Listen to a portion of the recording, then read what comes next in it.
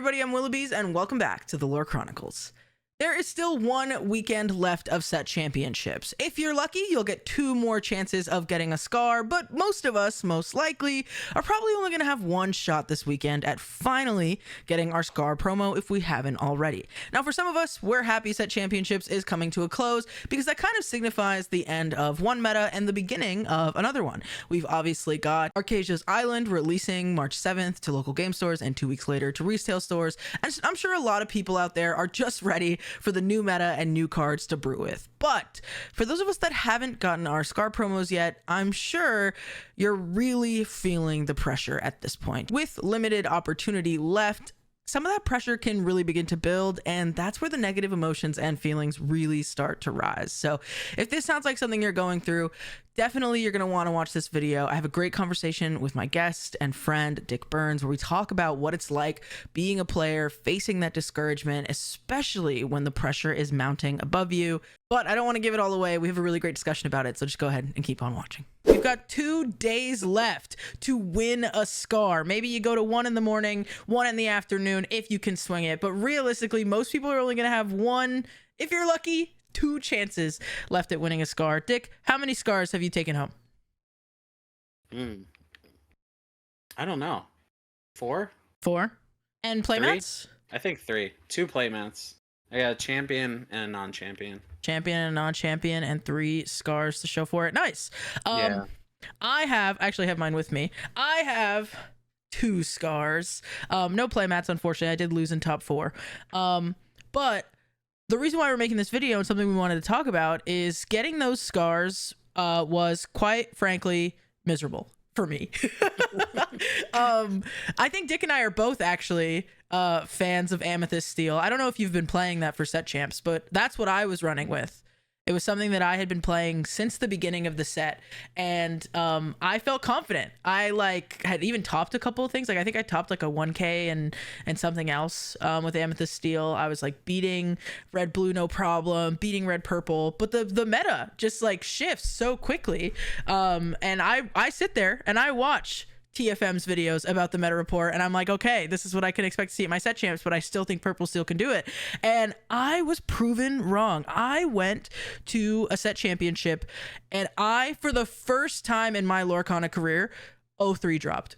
And I had to tell you, I was devastated, and also, not gonna lie, I was humiliated. It was like the worst feeling in the world after like feeling like, for me at least, this being my first trading card game, like, bear in mind, like, I was like, wow, I'm really getting somewhere in this game. I know what I'm doing. And then I was like, oh man, I got a Stitch. I got 2 Ursulas. I didn't get any Mirabelles, but that's because I didn't play in any, because I was busy. But I was like, oh man, this is going to be a walk in the park. And then I immediately got humbled. 0-3 dropped. Granted, I played against my teammates round 1 and 2 and was so tilted in round 3. I gave the guy the win, and I was like, listen, man, you got it. I'm going to go home. But that had never happened to me before. I'd never dealt with that kind of disappointment before. Well, you know what? You were playing against your teammates because you're in a really competitive area as well. That's something, that's something I don't know if you took into account. Whereas like here in Eastern North Carolina, way less competitive than even Western North Carolina. Like, there was a set champs here that had 9 people. I didn't go to it. I was doing the like fake Melbourne casting from the house that day. But like AJ, he's 12, like the youngest member of the Forbidden Mountain, and he also only plays Amethyst Steel. He was first seed in one of them, lost in top 8, but then in the other one he played in, first place. Wow. Yeah, and runner up, 15-year-old, which was awesome. That was like the best set champs ever. Yeah, I didn't get to go to it, and they had like 30 people. But it's just not as super competitive as the Florida area, which has been the case for most card games. Yeah, absolutely. And Central Florida specifically, right, where you have Orlando, you have Disney World. Orlando already is like a nerdy city, but definitely like having Disney right there. A lot of people, it's really competitive, and it was tough. So I felt so disappointed, and even like you said, right, because I had won my 2 Ursulas and my playmat for those set championships with you in North Carolina. Yeah, so I was like, oh my god, am I washed? Like, did I just like allow myself to get this ego and this confidence, and I feel like I'm finally getting better? And then it was like, oh no, I suck. And I think what was so disappointing about it is, like I said, I had been practicing this deck since the beginning of the set, and truly it just did not feel like it was going to be good enough. And so I have a life now, so outside of the game, so I can only do 1 set championship a weekend, so that had me sweating, right? Because I was like, oh man, I'm never, I only got 4 chances at this. Most people are gonna have like double that, right? And so I went to my second one, and there was like Dragon Johns, who is a really good player. He's got a golden Mickey, and I think a couple other players that also have like done well at challenges and stuff, and I was like, I'm cooked, and this is the one I decided to go to, and my weekend's over, And what ended up happening, funnily enough, is my teammate texted me and was like, hey, I'm at this other set championship if you want to come. Doesn't start till 1. This one had started in the morning, and I ended up losing 1 game. I lost to a 10-year-old girl. She was awesome. She killed it. She was running a lemon lime deck. There was nothing Amethyst Steel could do. She had like 16 lore, and I only had like 3 ink.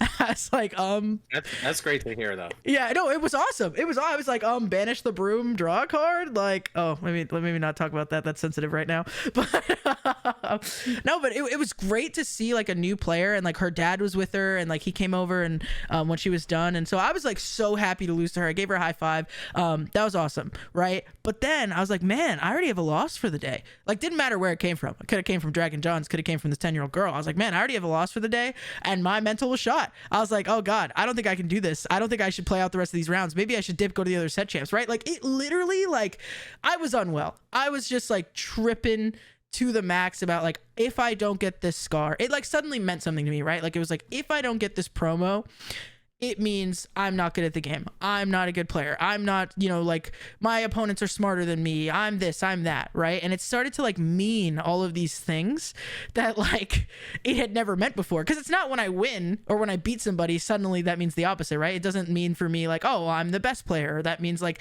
I'm really good at this game and I'm smarter than this player. So it's interesting how it would mean the opposite when I was like in this down situation. This sounds like a little trend we have called anxiety. Yes. Someone might be medicated for that. I don't know who though. Not me.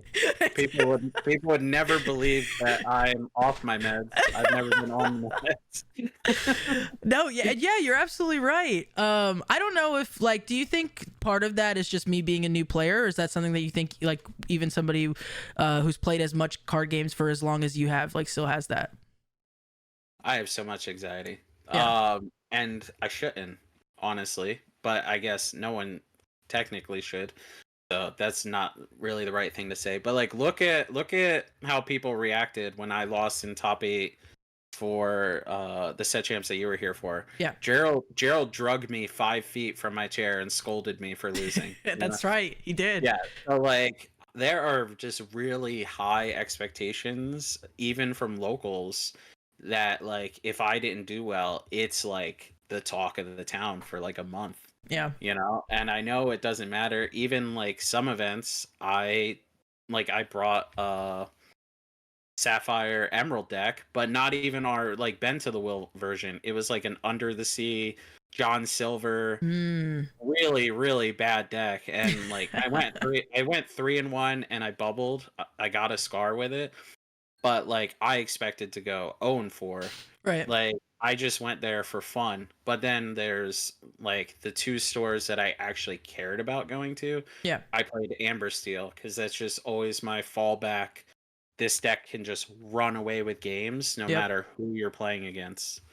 Yep. And those were the ones that I got the mats with. I caught a bunch of flack because I was so sad to not be the champion of this store that I had been the champion at twice before. Mm-hmm. I wasn't upset about losing a game of Lorcana. I had met this guy, Sploosh Magoosh. Me and him need a team, okay? Dick Sploosh. We would be a great team. Yeah. Now, anytime I see him, friend for life, so glad to, give him the rub, like losing to him. I posted on Twitter because I was just like, man, I feel like I wasted my day. Mm-hmm. And I know I didn't actually waste my day. I'm just saying it felt like that. Yeah. And I even said in the tweet, I had a great time talking to everyone. I met a bunch of people. It was one guy's first set champs, and he was a TFM fan. And when I walked through the door, he went, "Oh my God, Stick Burns!" And I would have went just for that. Yeah. Even if I couldn't play in the tournament, I was so happy. And then like I got some guy on Twitter who was like, no idea why I'm upset, flipping out on me. And then of course I meet him with the same energy, and he's like, "Oh, all of TFM is scum." I saw that. Yeah. And I think it was a really like a misunderstanding of what you were trying to say, like you said. And I think that's what people don't understand, right? Is like, it's not, like you said, it's not that you literally wasted your day. It's just like when you lose, or like you know, however bad you lose, whether you lose out on the playmat or you like 0-3 drop for the first time, what people have to realize, right, for some of us, not for everybody, but for people who like, you know, talk about it in this way, like we are kind of like, for lack of a better phrasing, dedicating our lives to this game, right? Like we, you know, play test with friends, we show up to locals every week. Some people do multiple locals. People can play test online, whether it's cam games or other methods. Like they like, we are, you know, like I'm watching the TFM videos every week. I'm learning about the meta. You know what I mean? Like we like, you talk about this game for hours every single week, making content about it. Like this is like the stuff that we care about, and like we're striving every day to get better at it, right? Like it's something that we are actively working on. And so when it's something that you truly are like dedicating yourself to, and then you have a day where you don't do as well as like you've been prepping for, it's like hurtful, because it's something that you care about. Like it's not just like, oh, we're throwing a tantrum over a card game. It's like, no, this thing, this like my passion that I like brings me joy.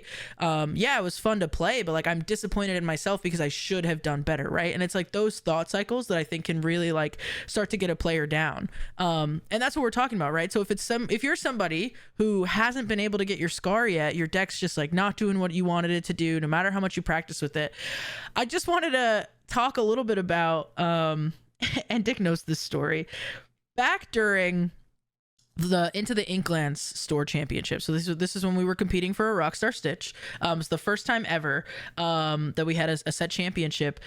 I played in probably 4 to 6 store championships. It was 6 for sure. 6? Yeah, okay. Yeah. 6 store championships where I made it to top 8 and lost. And remember, the first ever set championship, it wasn't promos for top 8. It was only promos for top 4, right? So I was spending money.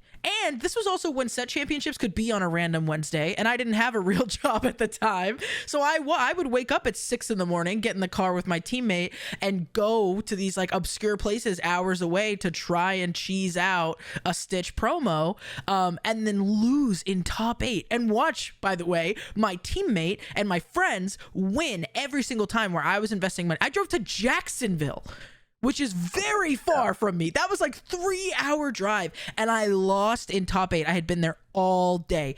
I cried. I'm not gonna lie. So I cried multiple times after losing in top 8, right? It got to the point, I was sobbing in my car. It got to the point I said, I'll do one more store championship, and I have to just let it go and have a good time. Like, because this is going to kill me. Like, I'm going to quit the game because I was so disappointed in myself. I'm not going to lie. This is the most embarrassing thing I think I'll ever publicly admit, at least in the realm of Lorcana. I went to the bathroom before the first round started, and I prayed. Listen, I prayed. Now, I know that there are a lot of things that people got to pray for that are more important than a Stitch promo. So I did not pray for the Stitch promo.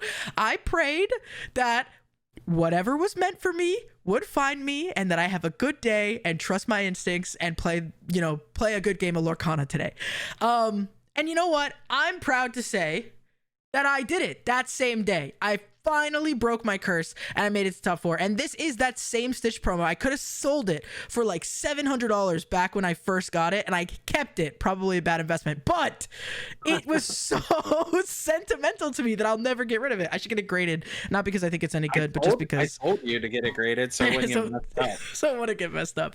But In seriously, No, and I do need to get it graded because like, oh my god. But like I cannot keep that thing in my car. It will curl up. But I tell that story, as embarrassing as it is for me to admit, because like it gets to a point where like that's how desperate I was. You know what I mean? Like like I said, these wins, these losses, they start to mean things that they never have before when it starts getting dire. And so we do have 2 days left of set championships. It's probably tomorrow by the time you're seeing this video. But I think for people who are feeling discouraged, I want to say, like for me, when I did finally win that first scar, right? I had left that one set championship where I got my teeth kicked in by that awesome 10-year-old girl. She was really sweet. But she destroyed me, and I was like, you know what? I already have a loss for the day. I'm leaving. I left, and by the time I won my scar, I didn't even feel good. I still had the pit of my stomach of the anxiety, and like my head was hurting from how like focused I had been all day. Like, so then winning didn't even feel good. What I did, yeah, go ahead. Winning never feels as good as failing feels bad. If that makes sense. And that's always going to be the case for anything competitive. Yeah. It's just how it is. Wow.